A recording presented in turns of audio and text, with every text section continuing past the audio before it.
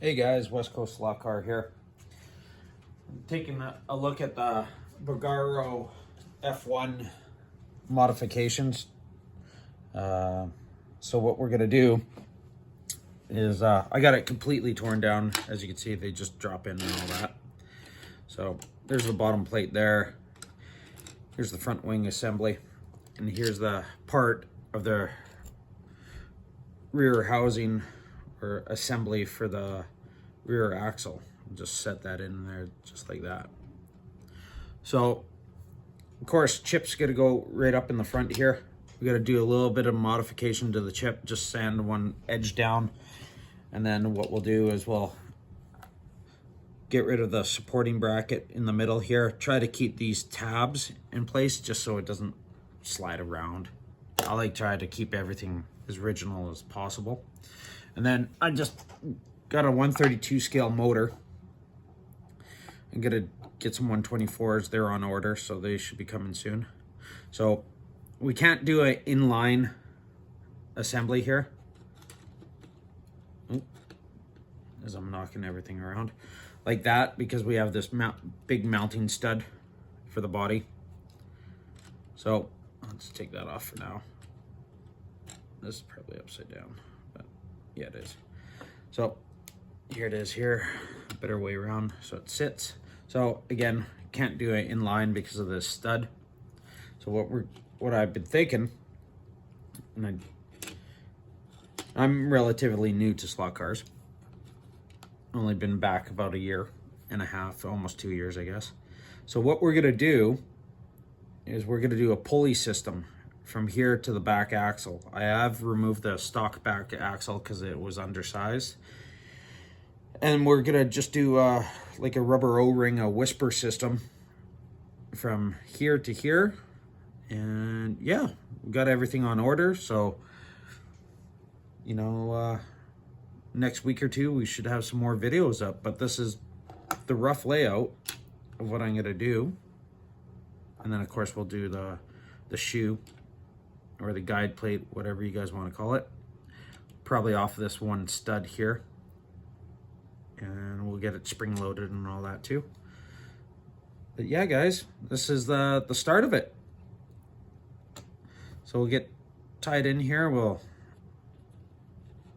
take this motor out and we'll start modifying the front end here and see how it all goes. All right, here we are at the shop. We're gonna locate the infrared eye just right in here. So, little tip for you guys, pretty simple, just get some paint. I'm just using some craft electrical paint, or latex paint, not electrical. And just put a little dot on your infrared light there. Stupid simple. And then you just line it up to where you need to go. Right there. Dab it. And we just wipe the excess off so it doesn't dry on your infrared.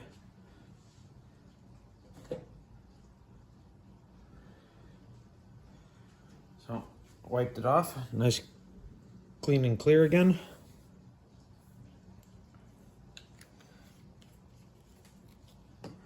Then puts a nice location marker on that for you. So I'll just get the Dremel all set up here and we'll drill a hole.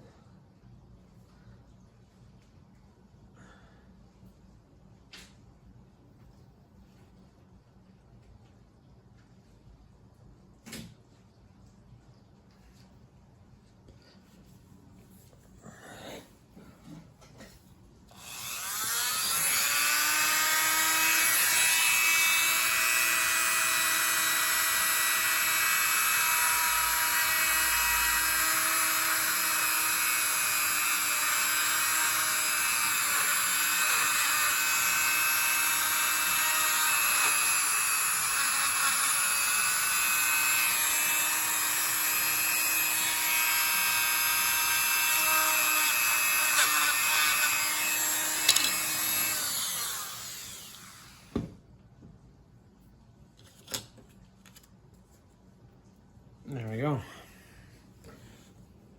Holes drilled. Gotta go a little bit bigger. Infrared light sitting way up in there.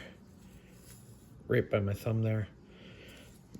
So I'm just gonna have to drill it a little further and a little bit bigger. Get that light down in there.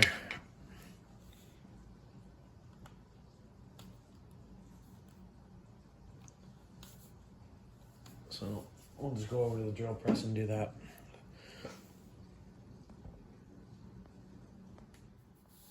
Alrighty, so we got the hole drilled.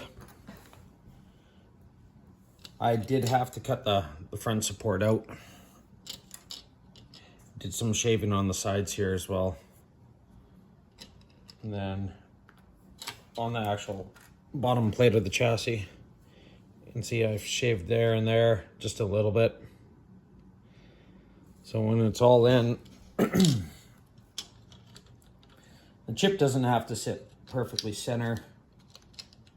So it's down in there pretty good. Just like that. It is crooked, but you know what, it's inside of it. And then you flip it all over. There's the eye there. So pretty darn good. What I'll do is I'll probably melt a tab in here just off this rib to center the chip, just to give it a little extra hold power so it doesn't wiggle out. Now what we have to do is we got to figure out the cockpit and see how much we got to take off there. So looks like we're gonna have to shave his butt pretty good. I've already taken the bottom tab off of this, so that should be fine. And now it just clips in 2 little clips here. One in the front and then one in the back here. So what I'm thinking is we'll just take all of this right off and see what happens.